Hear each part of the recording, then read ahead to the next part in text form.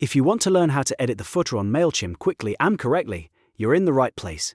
In this video, I'll walk you through the full process step by step, from opening your campaign all the way to saving your changes. Whether you need to update your business details, change the text style, or make your footer look more on brand, this guide will help you do it the easy way.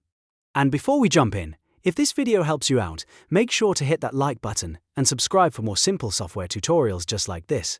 Alright, let's get started. First, open your web browser and go to MailChimp. Once the page loads, sign into your MailChimp account using your email address and password. After you're logged in, you'll land in the MailChimp dashboard where all of your email tools are located. Next, look over to the left-hand menu and click on Campaigns. This is where you'll find your email campaigns, including the one with the footer you want to edit. Now locate the campaign you want to work on. If you already created the email, find it in the list and open it. On the Campaign Overview page, you'll see several options for editing your email. Find the Content section and click Edit Design. This will open the MailChimp email editor where you can modify the layout and content of your message. Once the editor opens, scroll all the way down to the bottom of your email. The footer is usually located at the very end of the template, and this is where important business and compliance information is displayed. Click directly on the footer block. When it's selected, you'll see the block highlighted and the editing options will appear in the Settings panel. At this point, you can start editing the footer content itself. Click inside the text and update whatever needs changing. For example, you can modify your company or business name, update your physical mailing address, change your contact information, adjust your branding message or tagline, or add any other footer text you want to include. This is especially useful if your business details have changed or if you want the footer to sound more professional and consistent with your brand. After updating the text, take a look at the footer design settings. With the footer still selected, use the panel to customize things like text alignment, font styles, colors, spacing, and other formatting options. These design controls help you match the footer to the rest of your email and keep everything looking polished and clean. If you want to add a little more content to your footer, MailChimp lets you do that too.